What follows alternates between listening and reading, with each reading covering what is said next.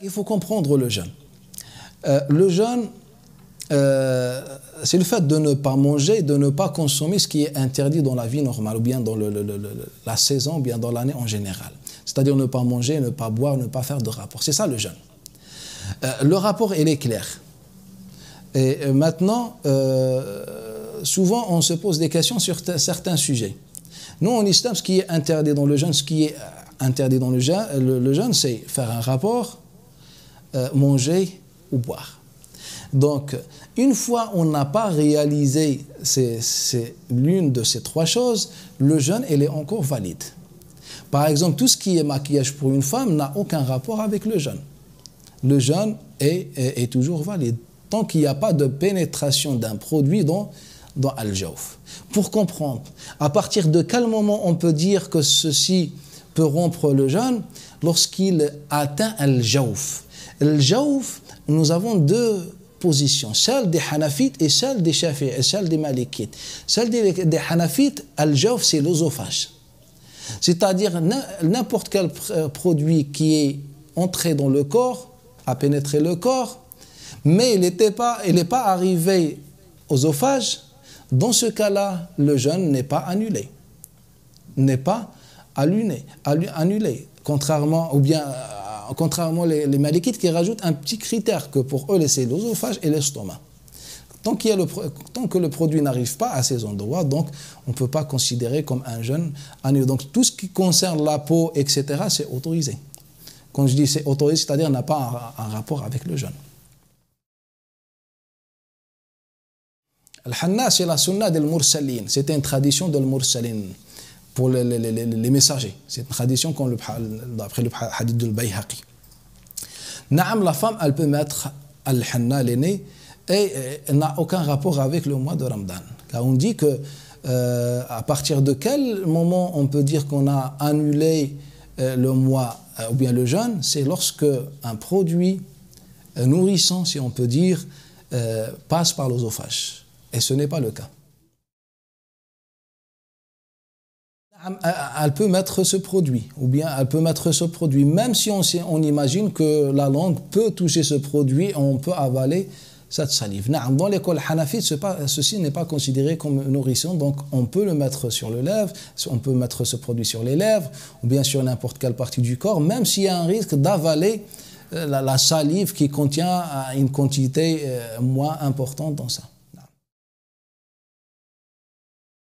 Le texte qui recommande à la femme de se couvrir ne fait pas la différence entre le jeûne, entre Ramadan et les autres mois. Si la femme doit se couvrir, donc elle doit le faire dans toute l'année, pas que pendant le mois de Ramadan. Et si elle est bien couverte dans toute l'année, donc il n'y a pas de raison de se couvrir un peu plus, car ça c'est du fanatisme qui est rejeté par la religion. Moi, personnellement, je n'ai pas de connaissance sur une divergence existante concernant ce sujet. Selon tous les savants, d'après ma connaissance, c'est autorisé, sauf que certains savants le déconseillent par prudence que la femme n'avale pas. Mais juste le fait de goûter avec la langue, c'est autorisé. Et ça c'est une question importante. Et la réponse aussi, elle est importante par rapport pour comprendre mieux les textes. On n'a pas de hadith ou bien de texte qui nous dit il faut rattraper directement après Ramadan.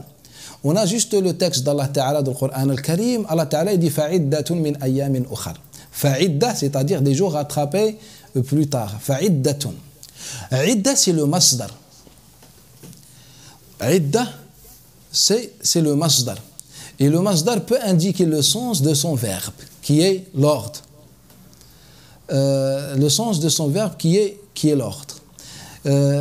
En islam, l'ordre indique qu'une seule fois son sens. Parce qu'Allah Ta'ala, il nous dit jeûner. On doit jeûner. Par exemple, Ramadan, on doit jeûner. Maintenant, quelqu'un, il n'a pas pu jeûner. Une femme, par rapport à ses jours, par rapport à une autre cause, elle n'a pas jeûné. Donc, Allah Ta'ala, il nous a dit jeûner. Donc, on doit rattraper.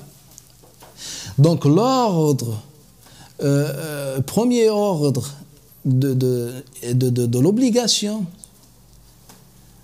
ou bien le texte qui indique l'ordre ou l'obligation n'indique qu'une seule fois l'ordre, c'est-à-dire l'ordre de l'obligation qui est fait en temps exact. Donc ce qui est rattrapage n'a aucune indication par ce texte, c'est-à-dire ce texte n'indique pas ce qui est rattrapage. On a juste le verset où Allah Ta'ala dit fa'iddatun min ayyam ukhar. Et cette formule n'indique pas l'obligation du temps, mais elle indique l'obligation de jeûner, de rattraper.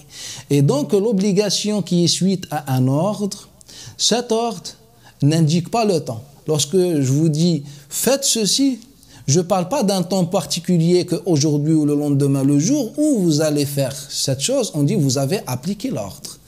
Donc, l'ordre, il n'indique pas un temps particulier. Donc, pour rattraper, on a toute la vie pour rattraper. Et Aïcha radiallahu anha, lorsqu'elle a pas jeûné pendant ces jours, elle a rattrapé qu'un Ramadan après. Qu'après un Ramadan après. Donc, il n'est pas obligatoire de rattraper directement les jours. On a toute la vie. Comme par exemple, pour le jeûne de Ramadan, on a le mois de Ramadan. Le texte nous le précise, le mois de Ramadan. Mais le rattrapage, Allah Ta'ala, il nous dit dans le sens, j'ai juste rattrapé. Donc, on a toute la vie pour rattraper. Donc, en vérité, ça en revient soit à l'expérience ou bien aux experts. Si le médecin voit que ceci peut aggraver son état ou bien peut mener à des difficultés de l'état de santé du bébé ou bien de sa mère, dans ce cas-là, le jeûne, il devient haram, il devient interdit. Si ce n'est pas le cas, il est déconseillé quand même de jeûner. Car jeûner affaiblit, c'est pour ça le prophète sallallahu alayhi wa sallam a déconseillé le jeûne pendant le djihad. Jihad, c'est une adoration qui cause ce statut, le changement du statut. Le jeûne devient déconseillé car on est faible. Donc la femme, elle peut être faible à cause du jeûne. Donc le prophète, il reconnaît que le jeûne peut créer une faiblesse. Donc c'est pour ça, lorsque la femme a le jeûne, elle risque toujours une difficulté ou bien des problèmes de santé ou bien une faiblesse et après qui peut poser des problèmes pour le bébé. Donc, dans ce cas-là, en général, il est déconseillé pour les femmes enceintes de jeûner. Sauf si leur jeûne mène réellement à un problème de santé, là, le jeûne, il devient obligatoire. Donc, elle ne jeûne pas et dès qu'elle accouche ou bien quand Allah Ta'ala lui facilitera, elle pourra jeûner.